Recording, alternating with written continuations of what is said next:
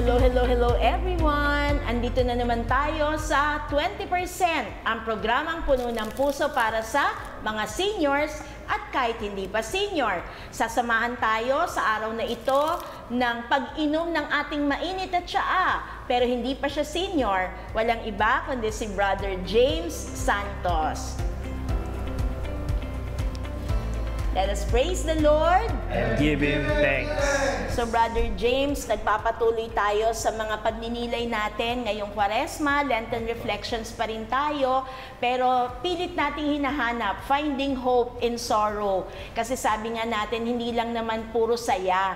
Ang katotohanan ng buhay, minsan maayos na no? Swabing-swabe na ang takbo ng buhay, pero biglang nagkakaroon ng daluyong, nagkakaroon ng mga waves. Kaya nga, hiramin uli natin sa panalangin naman ito.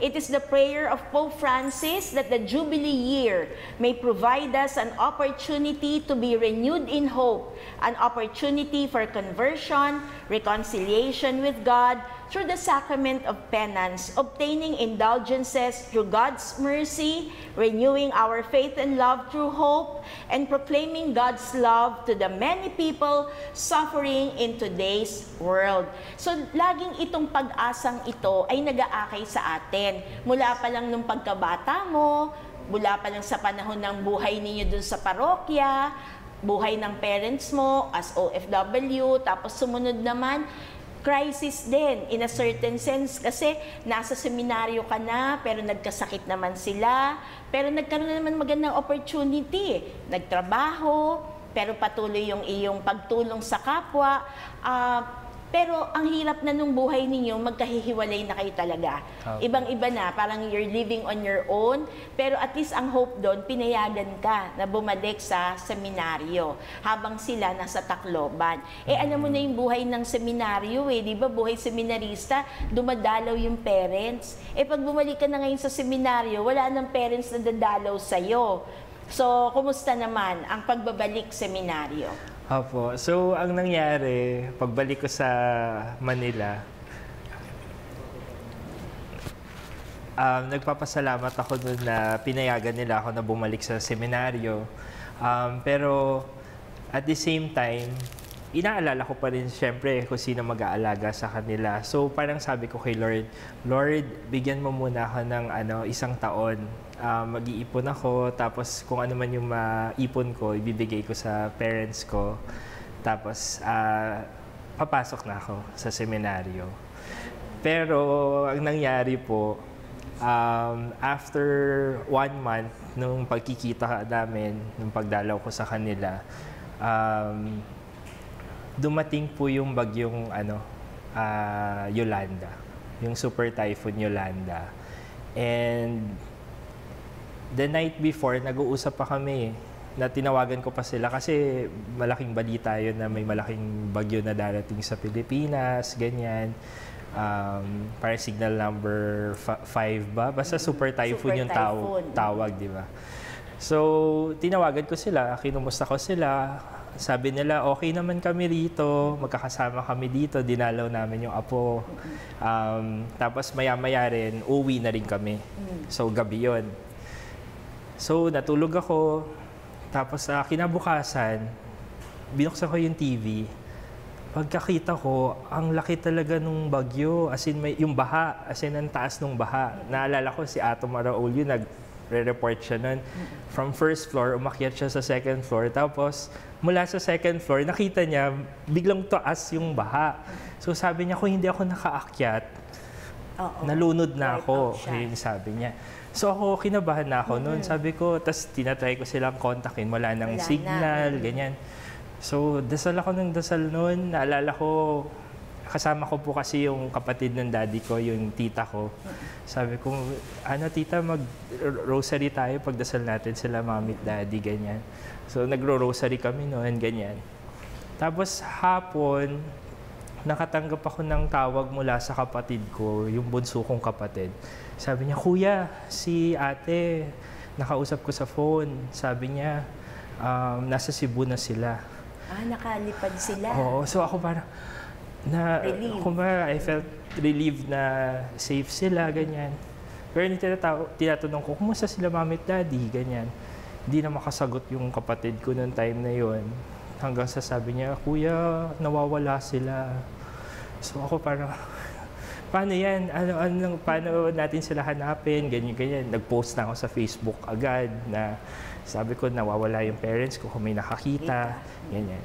Tapos nung mga ilang araw, nakausap ko na yung ate ko. Tapos kinuwento niya nga na sabi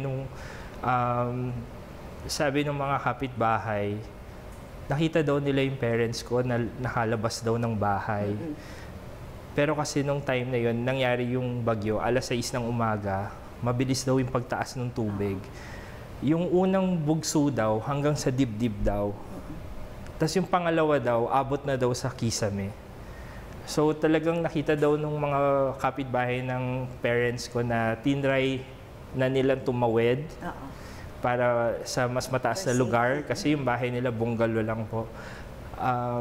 Pero nag-struggle sila and yung daddy ko, hawak-hawak niya yung mami ko.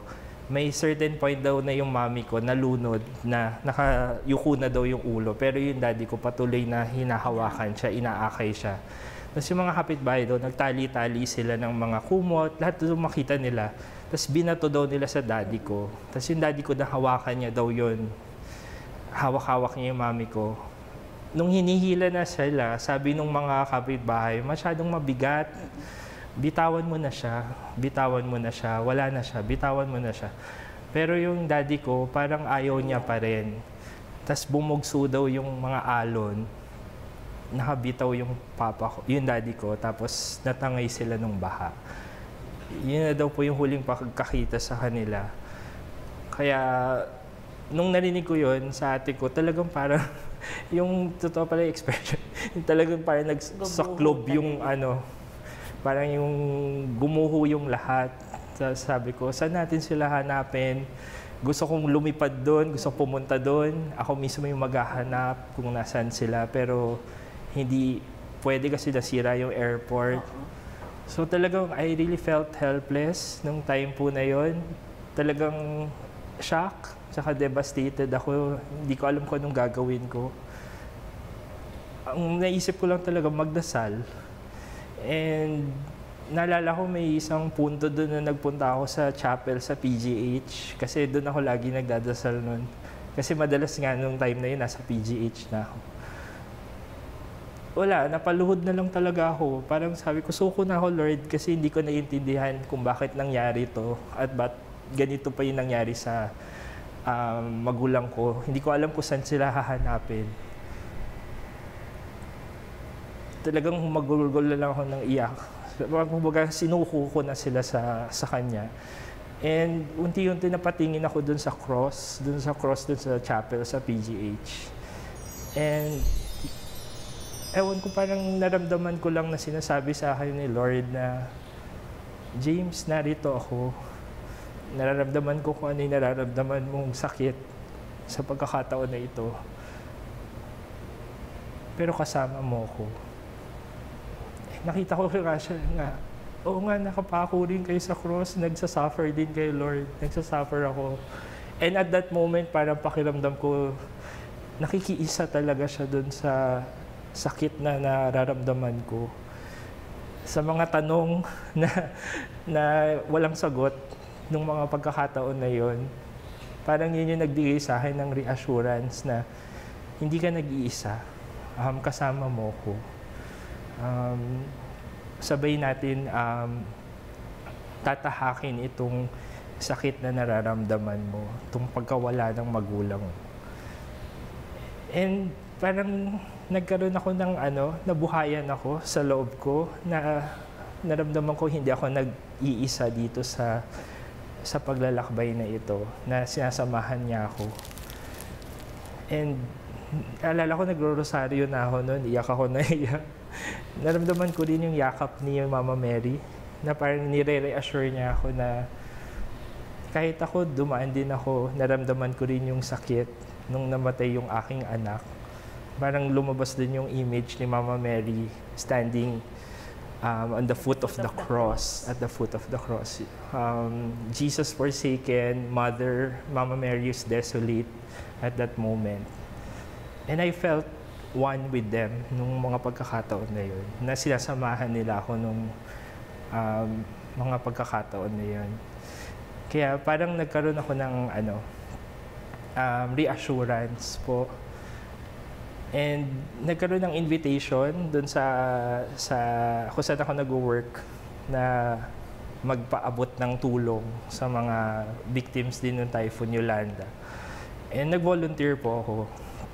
And dun sa isang moment na yun, nagpunta kami sa Hospicio de San Jose. Dun po dinala yung ibang mga victims.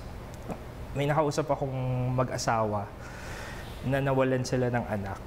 Tapos kinuwento ko, ako po nawawala rin po yung magulang ko. Sila anak ang nawala. Sa'yo magulang ang nawala. So Brother James, napakabigat nung pinagdaanan at isang bagay na mahirap ipaliwanag nung mga panahon na yon. Pero nandun yung reassuring love of God. Habang pinakikinggan kita, binabalikan ko yung pagkabata mo na nung tinanong ka ni Father Benny, ano ang tunog ng puso ni Jesus? Ano yung tibok? Paano ang tunog nito? Nakakatuwa ang sagot mo dahil bata ka pa. At ang sinabi niya, mahal kita. James, mahal kita.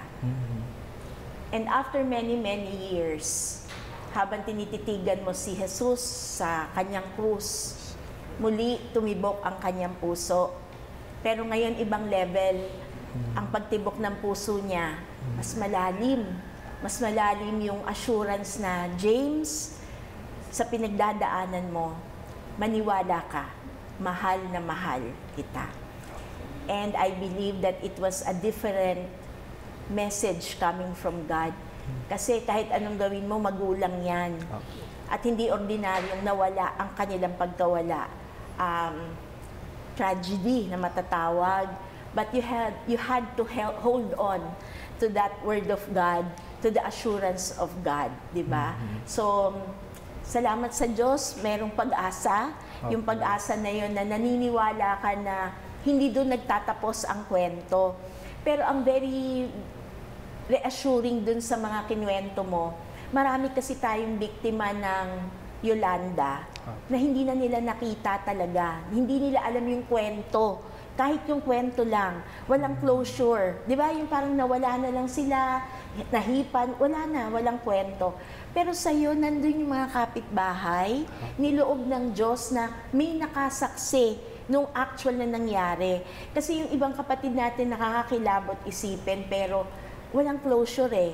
Parang period, namatay sila sa Yolanda, tapos na. Pero sa'yo, no, na-amazing na ang Diyos, pinadalan kayo ng mabubuting tao. Hindi lang yun nasaksihan, naghagis pa nung mga kumot na pinagdugtong-dugtong, trying to save them. Pero at the end, hindi kayang bitawan ng father mo, ang mami mo. Apo.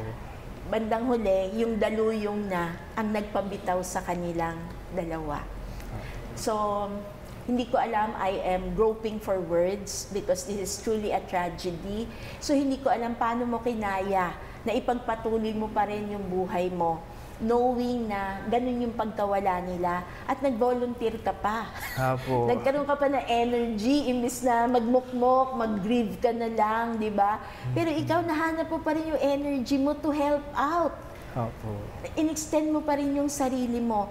Pero to this day, hindi mo na talaga nakita yung kanilang mga bangkay? Nangyari po, bale, after po kasi pumasok na ako sa seminaryo po. Kumbaga na-lead ako sa mga Jesuita, sa Jesuits po. Sila po yung nag-accompany sa akin noong time na yon. And until such time po na pumasok na nga po ako. Isang retreat po, last 2023. Matagal na. Kumbaga para sa akin, tanggap ko naman na po na hindi na namin makikita yung katawan nila. Yes. Pinagpasa Diyos ko na yon. And I think yun yung, kumbaga yung hope na pinanghahawakan ko na someday magkikita-kita kami muli. Pero after nung isang retreat ko po, nakatanggap ako ng message po sa ate ko na sinabi niya, James, nahanap na nila si Daddy. Tapos sabi ko, ha? Paano? Yung DNA samples po pala kasi. Before po nun, nagbigay kami ng DNA samples namin. Tapos before po pala nila nililibing yung mga bangkay na nakikita nila, kumukuha sila ng samples. Opo. So, nung ano na yun, nag-match daw po yung DNA. And nakalibing daw po yung daddy ko doon sa mass grave po. So, iyak lang ako ng iyak noon kasi parang pakiramdam ko closure po yun na kahit nawala na sila, parang malaman na nandun sila. Kumbaga sa mass grave kung saan rin kami dumadalaw every undas. Ako po, tuwing meron akong bakasyon, nakakauwi po ako, I always see to it na dadalaw po talaga ako dun sa mass grave. So yung spot ng mass grave, andun lahat ng mga unidentified, ika nga. Kasi po, naglagay po kami dun ng memorial. Hindi namin alam na dun din pala po nakalibing. Talaga? Opo, kasi inisip namin baka napunta sila sa dagat. Oo. Opo, pero sa ibang isla na sa sila ibang napunta. Isla, opo, yung katawan. Kasi kwento po nila, after a day or 2 days, kasi nag-decompose na daw yung katawan, inililibing na daw po nila kaagad. Diretso, kasi basayan eh. Opo. So, nakakatuwa naman na kumuha sila ng mga samples, tapos sa NBI, inaano po nila, minamatch nila. So, after, that was 2013 po, after 10 years, ayun po. Grabe, no? Let us praise the Lord. And give Him thanks. So alam mo, Brother James, nakakatuwa itong discovery namin, ha? Hindi lang dun sa aspect ng personal side ng buhay mo. Pero yung ang dami-dami palang ginawa din ng kapwa-tao natin, no? That they went out of their way. Imaginin mo, bago ilibing, kukuhaan ng DNA sample. Matrabaho yun. Kasi may libo-libo yun, di ba? Talagang we lost count already. Pero painstakingly, inisa-isa nila. And 10 years after, para ma-declare sa'yo na match yung DNA nyo at ng daddy mo, ang laking bagay nun. Ibig sabihin, nagpapatuloy pala, no, ang gawain para magkaroon ng closure, bagamat nabigyan na ng dissenting paglilibing ang mga Pilipinong kapatid natin. Pero at least for the families, para yung healing ba, tuloy-tuloy. And 10 years after yan. Amazing. So nakakatuwa ho, yung pinagtutulong-tulungan natin lahat. At ikaw naman, how are you 10 years after? Kumusta ka na ngayon sa pinagdadaanan mo sa iyong buhay? Kitang-kita naman, hindi ka nawala ng pag-asa. Kasi pinagpatuloy mo pa rin ang iyong bokasyon in spite of that tragedy in your life. But how are you now? Opo, bali po, para sa akin, bonus na yon. Kasi sobra-sobra po yung pagmamahal at paggabay na naranasan ko sa Panginoon sa kabila po nung mga na trahedya po na naranasan namin. Kasi pagkatapos po nun, 2014, pumasok po ako sa candidacy house po namin. Nag-discern po ako. And 2015, pumunta po dito si Pope Francis, di ba po? Dumalaw po siya dun sa Tacloban. Yes. At ramdam na ramdam ko po yung kanyang mga salita nung mga time na yun na I may be late, but I am here. I am here. And parang yun din yung sabi sa akin ni Lord nung time na nagdadasal ako, na I am here, James. Yung reassurance na sinasamahan kita. Kaya ramdam na ramdam ko yun nung sinabi ni Pope Francis na nandito ako. Kumbaga mula sa kanya para naramdaman ko yung pagmamahal ng Diyos na sinasamahan niya tayo sa hirap at mga pagsubok sa buhay. So dala-dala ko yun hanggang sa pumasok po ako sa novitiate, sa Sacred Heart Novitiate po. Pakiramdam ko noon, gusto kong isipin na sana nandito sila Mommy at Daddy, na hinatid rin po nila ako papasok sa sa novitiate at makita nila, masaksihan po nila na pinorsu ko po yung bokasyon na sinabi ko po sa kanila na nais kong tahakin. Pero nung mga pagkakataon na yun, naramdaman ko pa rin yung presensya nila, yung pagmamahal nila, na yung pananampalataya na in-instill po nila sa akin. And yun po yung pinagkakapitan ko. And ngayon bilang Jesuita po, yun din po yung the same love and faith that I share dun sa mga tao na nakakasalamuha ko po. Na-assign ako sa iba't ibang apostolate areas, sa Payatas, sa Bukidnon. And yun po yung daladala ko sa kanila, yung karanasan po ng pagmamahal, tsaka nung pananampalataya na ibinigay sa akin ng aking mga magulang. So, parang tunay na tunay sa kwento mo, Brother James, no? Faith, hope, and love. So, yung two giants daw, di ba? Faith and love. Opo. Binigay sa iyo yun ng mommy at daddy mo. At ang nag-akay sa iyo ay ang pag-asa. Kaya Opo. nandito ka ngayon sa buhay na kung saan tinawag ka ng Panginoon. Hindi mo Opo. pwedeng sabihin, ikaw ang pumili. Nauna ka ng pinili ng ating Panginoon. So, can you orient us yung buhay mo sa Jesuita? Opo. Kasi meron ng brother talaga yung pangalan mo. Opo. Tapos meron na talagang SJ yung pangalan mo. Opo. So, ilang taon yan bago, di ba may mga, ano man tawag sa ganyan, yung promises, formation, vows, ganon. opo. So, bali pagpasok po sa Sacred Heart Novitiate, may 2 years po na novices po kami. So, hinahanda po kami para mag-take ng 30-day retreat, yung spiritual exercises po ni St. Ignatius. And then, after po nun, we go through yung mga different experiments po. Kumbaga, very incarnational. Kumbaga, parang tulad nung pagkakatawang tao ni Kristo, nakikisalamuha rin po kami sa iba't ibang estado, aspeto ng lipunan. So, nagkaroon kami ng mga experiments sa ospital. So, nakipasalamuha kami sa mga may sakit. Padala rin po kami sa Bukidnon for our mission trials. Tapos, meron din pong time na nagtrabaho kami. Hindi namin sinabi na mga seminarista kami, na brothers kami. Para lang maranasan din po talaga yung karanasan po ng ating mga kapwa manggagawa po. So, 2 years of 2 years po yan, Okay. novitiate. Tapos at the end po, magba-vows po kami. And sa Jesuits po kasi, yung unang vows po namin, perpetual na po iyon. So talaga nung pagkakataon na yun, ramdam ko po yung pagbibigay ko ng sarili sa Panginoon. Na yung hope ko dati talaga, I would like to dedicate my life in the service of the Lord.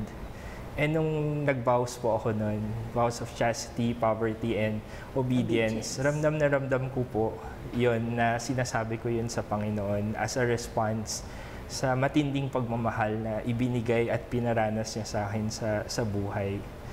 Parang ang tagal mong inintay yung moment na yun, Moment po na yun. At yung pala, hindi ka pa hinog, hindi pa yun ang panahon mo dati. May pagdadaanan ka pala kasi na proseso at ito nga yun, finally. Kaya perpetual vow pala agad sa inyo, walang temporary vows. Wala po. So after that, after the vows, kasama sa formation namin talagang pinag-aaral po kami. So, pag lipat namin sa Loyola House of Studies, nag-aral po kami sa junior rate ng mga humanities, philosophy. Tapos, in the middle, may regency po. Pero sa Jesuita po, yung regency, i-assign ka sa isang Jesuit community na kumbaga mararanasan mo yung buhay talaga na pagiging Jesuita. And in my case po, pinadala po ako sa Sacred Heart School Ateneo de Cebu.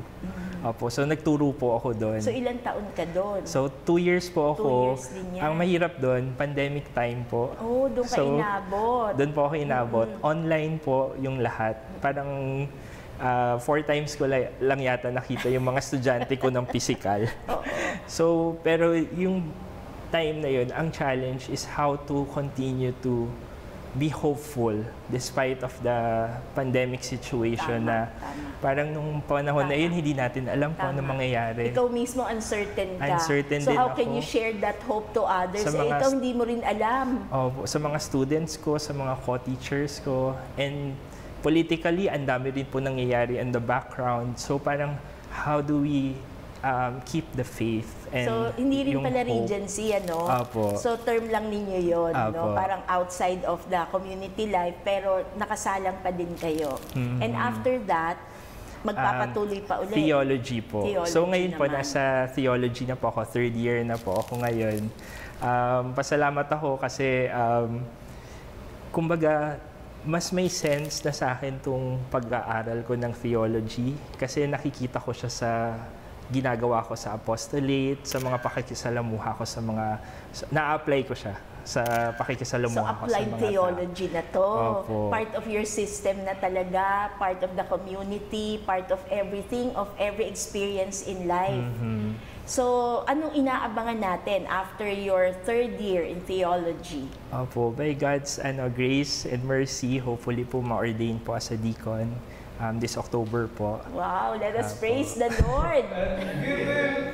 So, ang kausap natin ay ilang hakbang na lamang at mauordinahan bilang diakono. Opo. So, Tapos after nun, mag-iintay uli ng mahaba-habang panahon uli. opo. Mga 6 months, ganyan po. Hopefully po ma-ordain po as a priest. Salamat sa Diyos. So Brother James, ang haba ng nilakbay ng iyong buhay. So nagsimula tayo dito, talaga joyful mystery. Di ba? Ang ganda-ganda ng kwento ninyo. Tapos sabi nga namin, part ka na ng birth ng church ninyo, di ba? Pero nakakagulat kasi hindi lang pala joyful. Meron din tayong sorrowful mysteries ng buhay at nakapaloob din doon yung resurrection din naman na inaabangan nating lahat. Tayo nasa Lenten period pa lang, di ba? Pero magkakaroon tayo ng renewal para ma-restore uli yung pag-asa natin at yung hope natin to the living God na bahagi talaga siya ng buhay ng bawat isa sa atin. So Brother James, sa iyong bukasyon, naging tapat ka talaga no? Since childhood hanggang sa puntong ito ng buhay mo. So, marami kami na nananalangin para sa bukasyon. Hindi lang ikaw, kundi sa mga bata no, na gusto talagang sumunod sa yapak ni Kristo. Mag-anyaya ka naman para sa mas marami pang bukasyon na alam nila may option din. Hindi lang sa parokya, hindi lang sa secular, Apo. pwede rin naman sa mga Heswita. Apo. Bali, kumbaga, ang isa sa napaka-mahalaga na narinig ko sa isang paring Heswita no, na nag-vocation promotion sa amin noon, hanapin mo kung saan ka pinaka-buhay, where you are most alive, where you're most happy, where is your passion, and that is where your heart is. Parang, at nandun rin yung bukasyon mo. No, pwede sa pag-asawa, pwede sa as a single blessed, pwede sa pagpapare, pwede sa religious. Pero hanapin mo kung saan pakiramdam mo makakapagsilbi ka ng buong buo sa Panginoon. Na kumbaga, nandun yung puso mo, nandun yung passion mo, nandun yung kaligayahan mo, na buong buo maibibigay mo ang sarili mo sa Panginoon. So kung pakiramdam niyo po, tinatawag po kayo sa buhay pagpapare o relihiyoso. Masaya pong buhay ito kasi nabibigyan po tayo ng pagkakataon na maglingkod at maibahagi sa ibang tao yung pagmamahal na naranasan po natin sa ating buhay. Salamat, Brother James, ha. Yung iyong mga kwentong buhay, lahat ng iyong pinagdaanan ay isang larawan talaga ng pag-asa. No, na talagang kaming lahat ay naa-amaze sa edad mong yan, paano mo kinaya? Paano mo kinaya? Parang we have no right to complain sa mga pinagdadaanan namin sa buhay. At lolos and lolas, nakikita natin ngayon ang apo ng bayan na si Brother James. Hindi lang siya apo ng bayan, anak din siya ng bayan, di ba? Suportahan natin ang bukasyon, ang panawagan ng Panginoon. Huwag tayo ang maging hadlang para makita nila yung liwanag, yung ningas ng pag-asa. Kasi tignan ninyo, kung tutuusin, masaya na yung buhay. Pwede na, comfortable life na eh. Pero, mas pinili pa rin niya yung daan na inihanda ng Diyos para sa Kanya. So, any parting words, Brother James? Opo.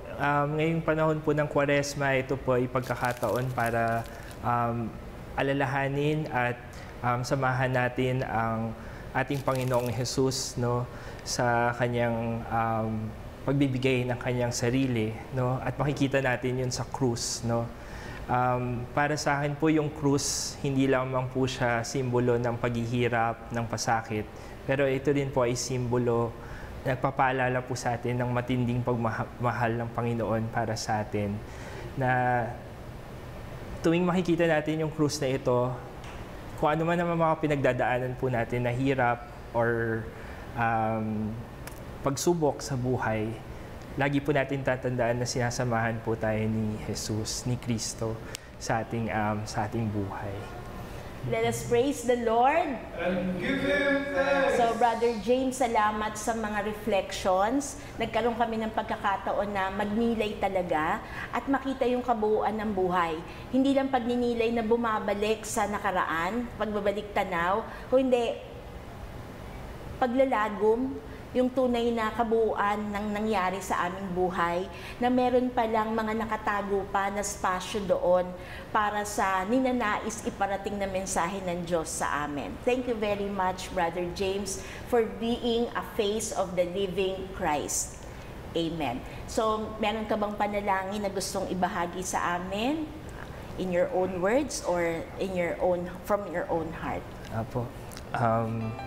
Lagi po nating alalahanin na tayo'y nasa pagmamahal ng ating Panginoon.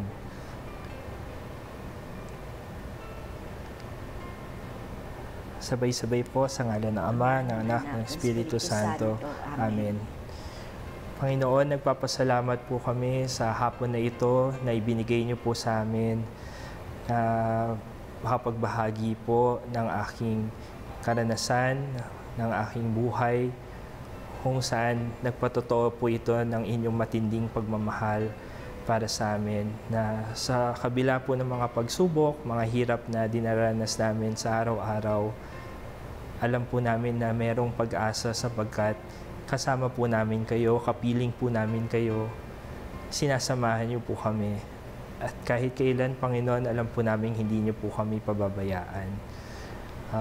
Panginoon, pinagdarasal po namin ang aming mga mahal sa buhay, mga tao po na sa pagkakataon po na ito ay may mga pinagdaraan ng sakit, pagsubok. Panginoon, naway patuloy niyo po silang samahan sa mga pagkakataon na ito at naway mabigyan po sila ng lakas at pag-asa. Patuloy po kami naway kumapit sa iyo sapagkat ikaw ang aming pag-asa, buhay at bukal ng pagmamahal. Amen. Sa ngalan ng Ama, ng Anak, ng Espiritu Santo. Amen. Let us praise the Lord. And give Him thanks. So muli, maraming salamat, Brother James Augustus Santos, SJ. Maraming salamat. Sa susunod pong Lunes muli. Bye-bye!